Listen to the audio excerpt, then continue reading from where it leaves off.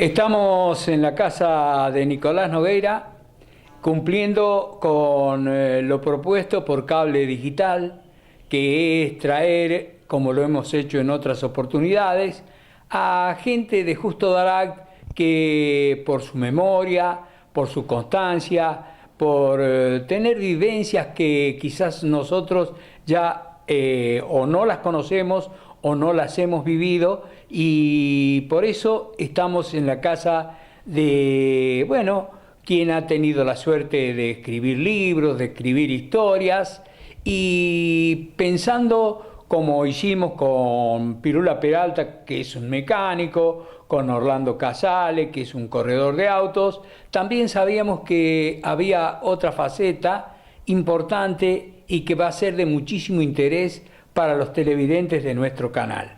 Por eso yo le doy los muy buenos días a nuestro amigo Nogueira, pero principalmente diciéndole como base de partida que el próximo domingo, 8 de octubre, se cumple un aniversario importantísimo de aquella máquina que venía, según lo que me has contado, y espero no equivocarme, pisando vías para comenzar lo que sería después este Justo Daract de hoy. Bueno, buenos días, Pirincho, buenos días a todos. Sí, en efecto, el 8 de octubre de 1886 se hizo la prueba de las vías del nuevo ferrocarril que venía de Bedia hasta Villa Mercedes, que después se llamó Buenos Aires al Pacífico, que ya era inglés. Y hicieron una prueba con una locomotora y la semana siguiente, 8 días después, o sea, el día 15, ya pasó el primer tren. Esto dio hace muchos años, yo era adolescente. Me acuerdo porque se había hecho un movimiento en Justo Daract de algunos ferroviarios, otras personas más, intentaban crear una festividad que se llamaba Semana de Justo Daract, que era del 8 al 15 de octubre. Pero después, vaya a saber por qué circunstancias, no tuvieron eco.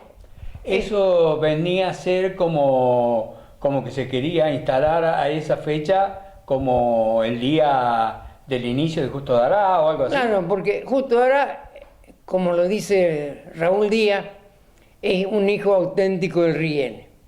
Exacto. Y el primer tren, la primera locomotora que pasó, podríamos decir, fue el parto de Justo Daract. Y era buena la idea, tal vez, a mi juicio, ¿no? Era buena la idea de tenerlo en cuenta. Ahora, ¿por qué no tuvo? Yo no intervenía. Sé eso que pasaba, que había otras personas que estaban interesadas en eso. Perfecto. Yo sé que, bueno, ha habido, como todas las cosas que surgen, para recordar algo, y bueno, unos, digamos que se aferran a una fecha, otros a otra, pero nosotros no tenemos en este momento el propósito de saber o de llegar a descubrir cómo fue, pero lo interesante va a ocurrir cuando vos nos cuentes esas historias que así en forma rápida me fuiste contando con cómo era el Daract de aquellos tiempos. Sí, era, yo no voy a decir ni que más lindo, ni que más feo, ni que mejor, ni que peor, era distinto. Se dependía del ferrocarril. Justo Daract es un pueblo atípico, porque si vamos a ver los pueblos de la zona, Maquena, de Valle, San Pacho, incluso hasta Villa Valeria, Cañada Verde, todos esos pueblos, eso ya tenían alguna vida propia. Justo Daract se pobló con gente foránea, venían de Junín, de Buenos Aires, muchos de Mendoza, y venían a buscar un buen sueldo en el ferrocarril, tomaron una categoría y la idea era, a una vez teniendo categoría, volverse inmediatamente a su lugar. Así que no se creó una cultura no localista. Muy pocos habitantes se convirtieron en localistas, en defensores, y esa cultura, desgraciadamente, alcanza hasta nuestros días. Porque muy poca gente que hace dinero acá en Dará lo invierte acá. Mucho, bueno, pasa en la Argentina también. Exacto. En la Argentina hay mucha gente que gana dinero y lo invierte, se lo manda a Miami o a Punta del Este o a Europa o a quién sabe dónde, pero no lo dejan acá donde lo ganaron. Bueno, allá ellos, ¿no? Cada cual es dueño de hacer de su casa un nido o un rancho, ¿no? Exacto, yo creo que esto que estás contando, lógicamente a gente más o menos grande, como el caso mío, que tenemos ya muchos años y hemos vivido en Justo Darac, sabemos perfectamente que lo que contaste vos, por lo menos es una realidad dicha de boca en boca, de casa en casa. Todos sabíamos que uno que había venido de Junín iba a estar acá hasta que llegara el momento de jubilarse, luego se iba a ir, entonces no edificaban, bueno, más o menos, y los que venían de Mendoza también. Entonces eso, lógicamente, vos estás contando la realidad de algo que, bueno, palpamos de alguna manera y que sirvió para que Justo Darac creciera, como dijiste vos anteriormente. Sí, bueno, claro, muerto el ferrocarril, casi entró en coma Justo Darac, porque había que ver que cuando funcionaba el ferrocarril, los días que venía el pagador, porque el ferrocarril pagaba con puntualidad, ¿no? Entregaba a cada empleado un sobre con el sueldo, incluso hasta la moneda, y Justo Darac, el día de pago era un hervidero de cobradores, vendedores, charlatanes, estafadores, cuenteros.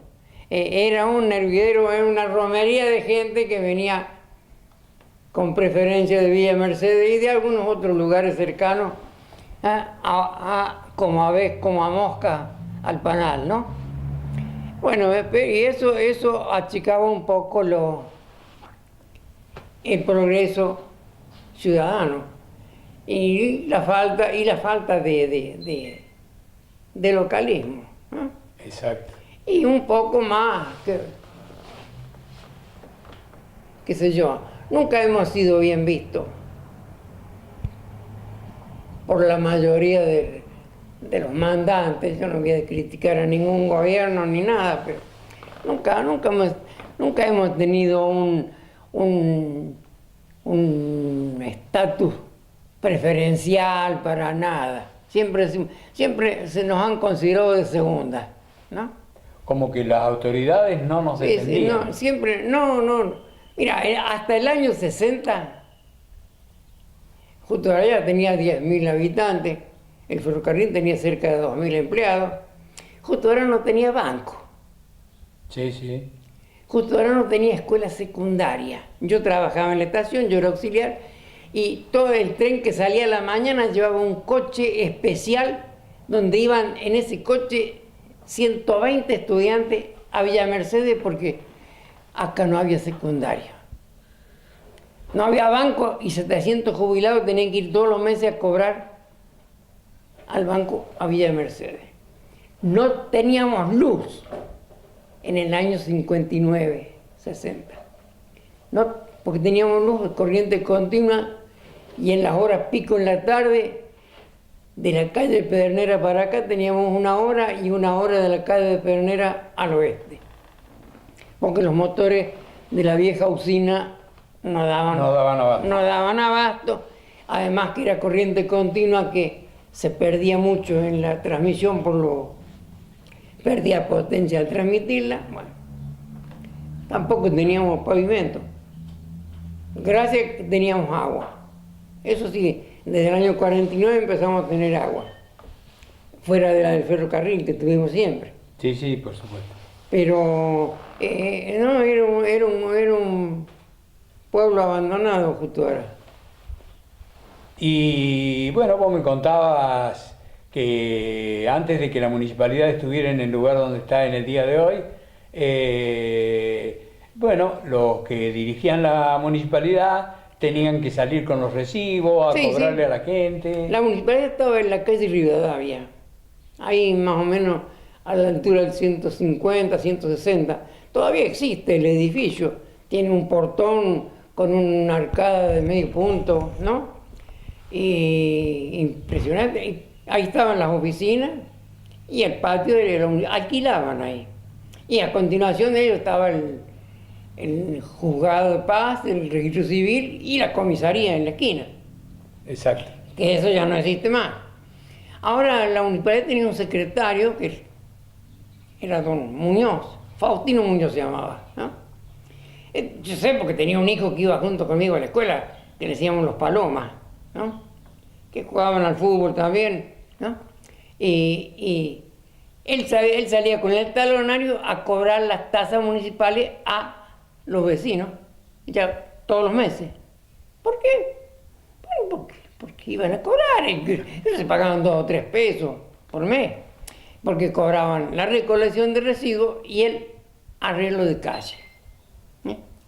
Y de paso también tenía un inspector de calle en la municipalidad que andaba todo el día por fuera, que era don Farías, que controlaban el paso de los vehículos. Exacto. Los vehículos, porque las patentes automotor las cobraba la municipalidad. Las chapas de los coches decía Justo Dará, ¿no? Yo tengo por ahí una chapa que dice Justo Dará FR, fuera de radio, que era uno del campo que pagaban menos, Claro. porque usaban menos las calles. Claro, venían de vez en cuando. Entonces, si el inspector encontraba un coche estacionado con patente Villa Mercedes, inmediatamente le hacía una boletita por 2 pesos de derecho de piso. Por venir a usar Por las calles usar de las Lara. calles de Justo Dará, uno que no pagaba patente acá en Dará. Y se pagaban patente los surgis, las jardineras de los panaderos, de los repartidores, todo vehículo. Incluso en una época pagamos patente las bicicletas. ¿No? Por ahí debo tener una chapita que me costó 1,20 pesos. Pagamos 1,20 pesos por año, pero pagábamos 1,20 pesos por año. Sí, sí, ¿no? sí. Pues, pero esas eran cosas que pasaban y que después se cambiaron o lo que sea, ¿no? Sí, sí. Pero no estaban mal tampoco. No, por supuesto. Sí, de alguna manera hay que eran conservar la pueblos más calle. chicos, las cosas eran más sencillas, ¿no? Claro. Y con el tiempo fueron agrandándose, fueron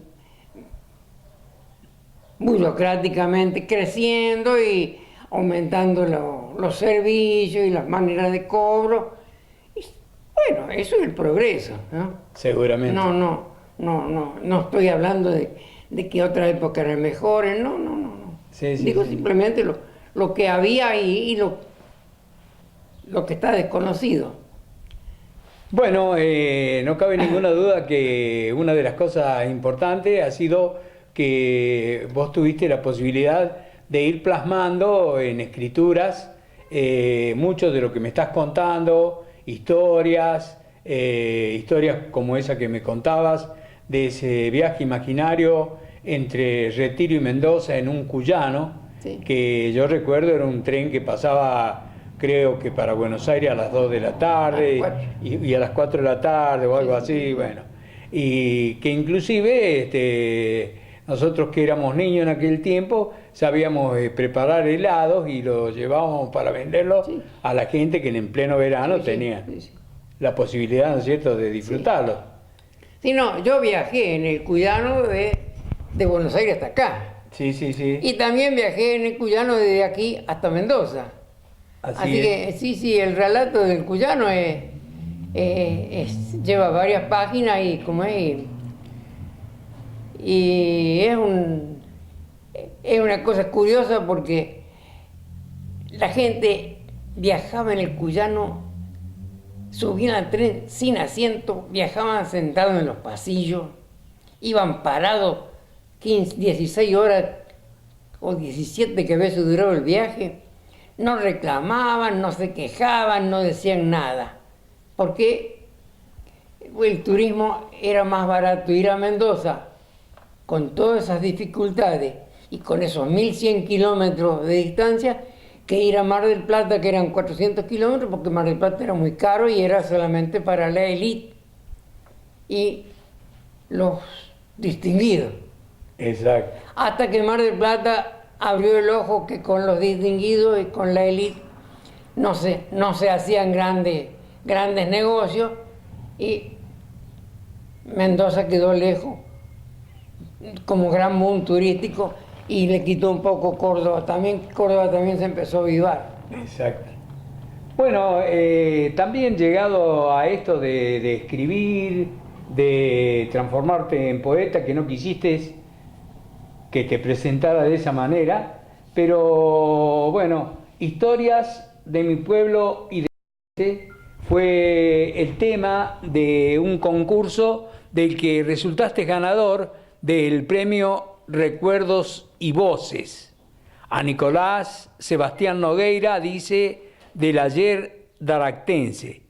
Esto está firmado por la licenciada Leticia Maqueda y por Alberto Rodríguez A., gobernador de la provincia de San Luis. Eso, bueno, nos da la posibilidad de que charlemos un poco sobre tu tarea en esto de escribir.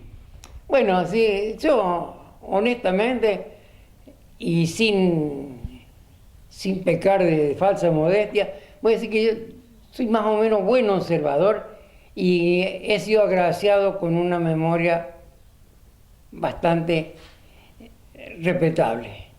Así que se me dio por escribir cosas que existían en Justo Verá y que ya no están más, ¿no? Claro. Así que hice un raconto, alcancé a juntar 10 páginas para intervenir en el concurso, que tuve la suerte que me consideraran que era merecedor del primer premio. Exacto. No cabe duda que fue una gran alegría, pero al margen de eso, bueno, te destaca dentro del grupo de los que escribieron cosas de Justo Daract, Claro.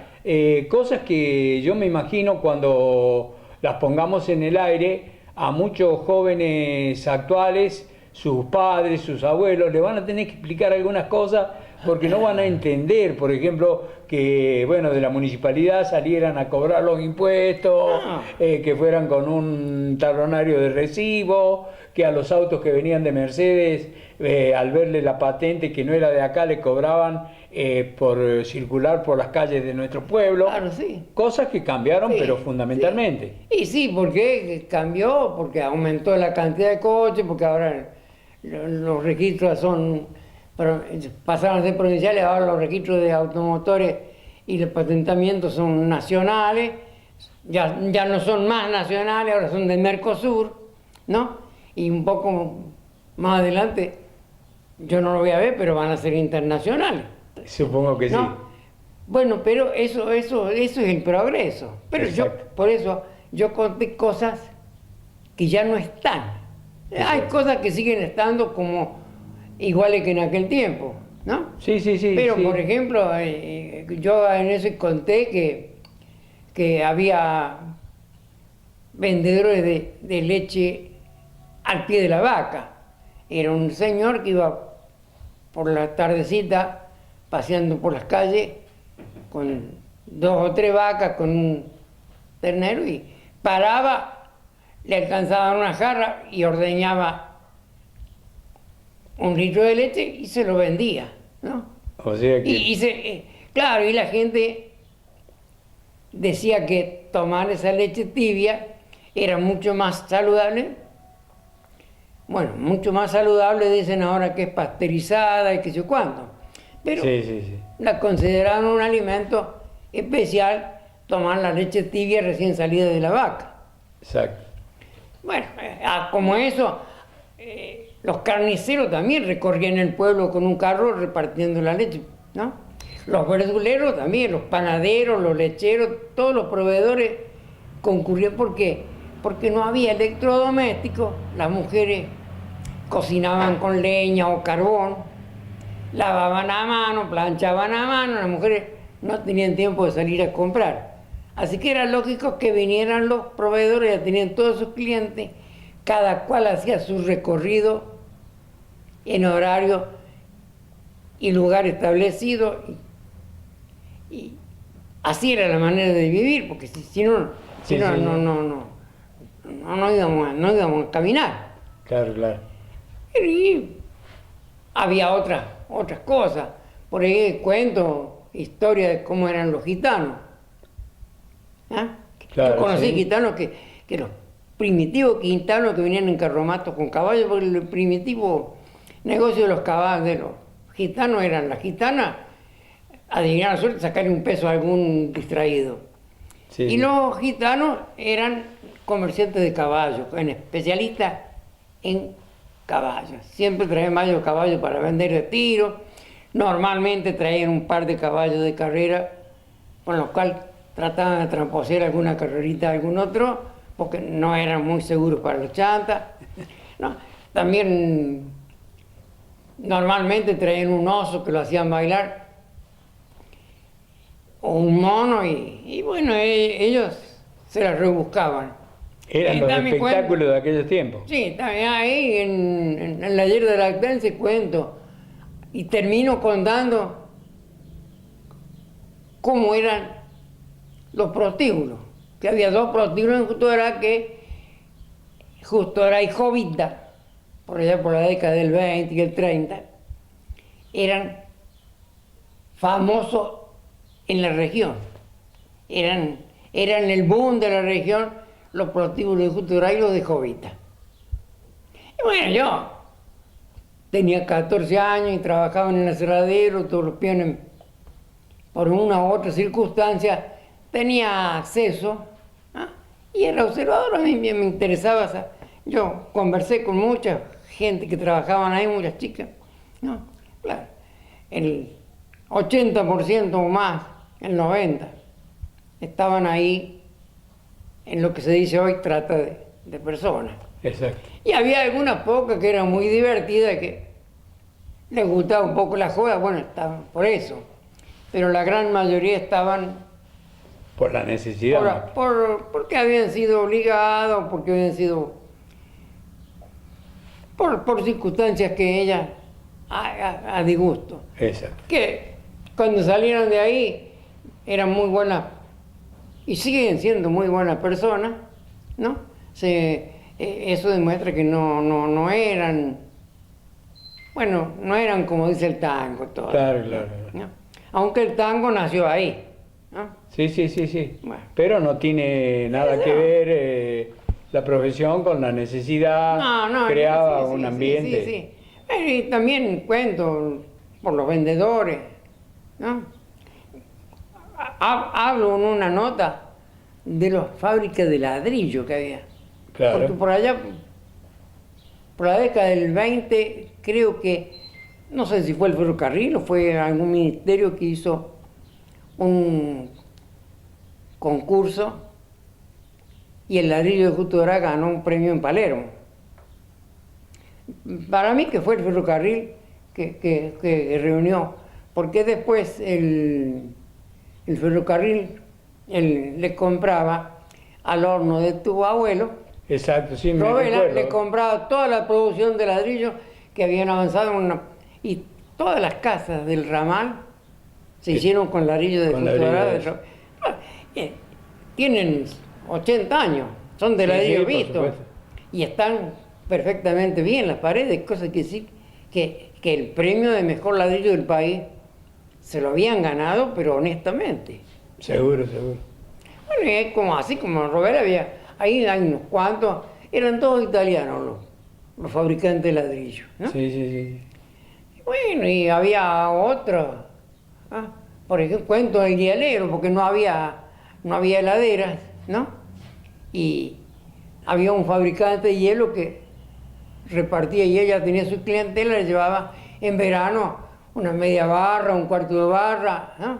Sí, sí, sí, Y para ponían en que... una caja forrada con hielo y guardaban para mantener la carne, manteca o alguna bebida un poco más fresca. Sí, sí, sí. Hasta que vino la luz alterna y pudieron aparecer los primeros electrodomésticos. ¿Ves?